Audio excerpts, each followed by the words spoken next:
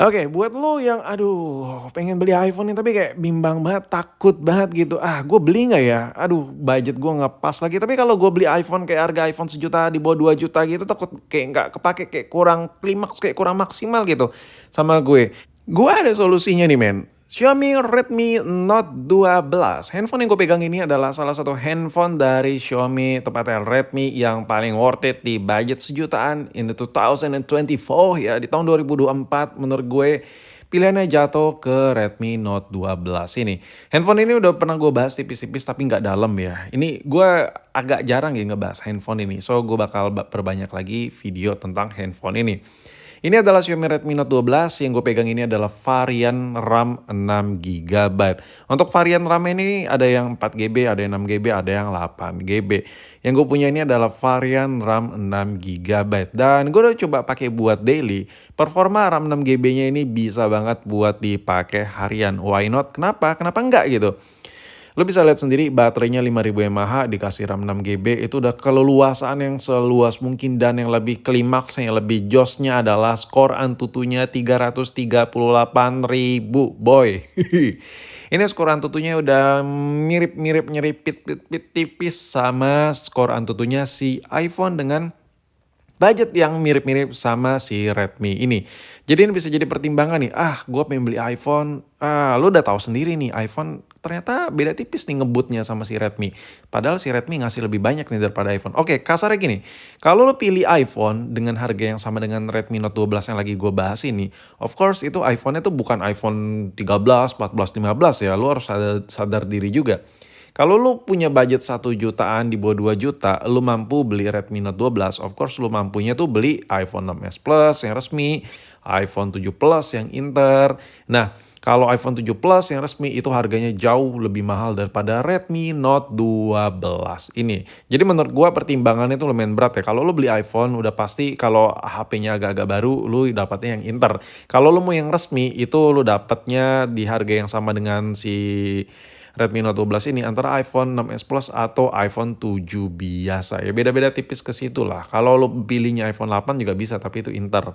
Nah, kelebihan yang pertama dibandingkan beli iPhone, ya si Redmi Note 12 ini sudah Type-C. Udah Type-C banyak lah, transfer file, fast charging, lain-lain. Kalau lo beli iPhone di budget sejutaan, ya, kalian harus lihat sendiri iPhone yang udah mulai support fast charging itu mulai dari iPhone 8. Which is dimana kalau lo beli iPhone yang iPhone 8 yang biar support fast charging, ada risiko IMEI terblokir. Sedangkan Redmi Note 12 ini ya aman boy, aman sentosa IMEI-nya. Bang, kalau gitu Samsung lebih worth it kan? Gini-gini, kalau lo nanya Samsung apakah lebih worth it daripada si Redmi Note 12 yang lagi gue bahas ini, jawabannya enggak.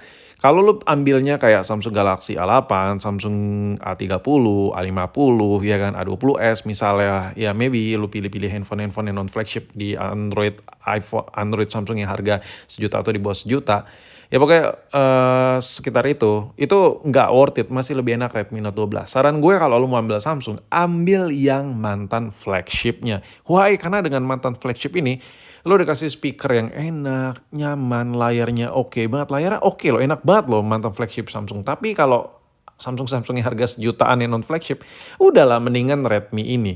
Nah, Redmi ini kameranya kayak gimana bang? Gue takut nih kameranya kayak Android boba pada umumnya. Boba doang tapi ampas banget gitu. Enggak.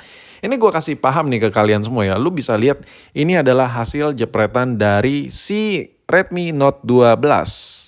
Dan kameranya jernih banget anjay, lu bisa lihat sendiri ya, ini ada zoomnya, ada mode lensa lebarnya, ada lensa normalnya, udah starter pack pula. Hasil jepretannya kayak gimana? Nah, gua kasih lihat ke kalian semua. Tajam kan?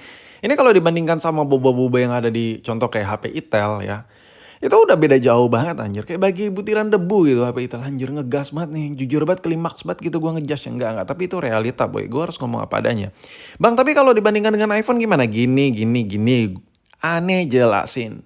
Kalau lo beli iPhone mulai dari iPhone 6, 6s, misal iPhone 7, iPhone 8, sampai ke iPhone SE gen pertama, SE gen kedua yang harga 2 juta, 3 juta, hampir 4 juta yang varian resmi, itu kameranya bakal kalah-kalah aja sama Android Redmi Note 12 ini. Dengan catatan untuk mode malam yang why, Karena kalau kita beli iPhone yang gue sebutin tadi, itu belum ada mode malamnya. Jadi kalau lu foto kayak buat jepret-jepret di ruangan yang lumayan gelap, pencahayaan kayak cuman lampu standar gitu, lampu rumahan pada umumnya, itu banyak noise dan kayak kurang terang karena nggak ada mode malamnya, beda sama Android. So iya agak kesel sih gue ngelihat iPhone tuh segitu pelitnya gitu, padahal dari software bisa. Tapi kalau lo pilih Android yang harga sejutaan, itu udah ada mode malam ya, jadi lu foto-foto gelap-gelap itu nggak terlalu burik gitu hasilnya. Entah kenapa iPhone pelit banget anjir, sumpah. Oke, balik ke topik. Jadi hasilnya gimana bang? Hasil kamera dari Redmi Note 12 bagus atau nggak? Tadi hasil jepretannya udah gue kasih lihat ya. Sekarang buat ngerekam. Buat ngerekam ini fokusnya juga smooth parah, enak banget. Entah kenapa enak banget gitu ngebahas HP-HP yang seger fresh kayak gini ya kan. Harganya murah, skor Antutunya lumayan lah ya kan, kameranya oke kayak gini, kayak nggak ada habisnya gitu buat dibahas. Nih hasil fokusnya enak banget. Hasil video kayak gimana bang? Nih tuh gue kasih lihat, anjay so smooth bro ya kan. Ini gue ngerekam pakai Redmi Note 12 ini, gue replay lagi. Anjay, ini gue tanpa gimbal, pakai tangan aja gitu, ala-ala sinematik gitu ya kan. Jadi kesimpulan gue untuk kamera ini goks parah, HP ini gila banget. Sekarang gue ngomongin soal displaynya. Display yang bisa gue bagongkan dari si Redmi Note 12 ini adalah skor dari nitsnya yang udah ribuan, udah seribu-seribuan itu. Kalau lo biasa beli Android AMOLED dari Samsung, itu skor nitsnya itu masih di bawah under 1000.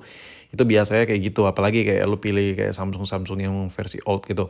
Nah, brightness kecerahan layar ini, kepekatan warna layar dari Redmi Note 12 ini bisa diadu sama iPhone harga 3 juta, 4 juta, 5 juta, sokin lah, sikat lah. Itu bisa nyaingin.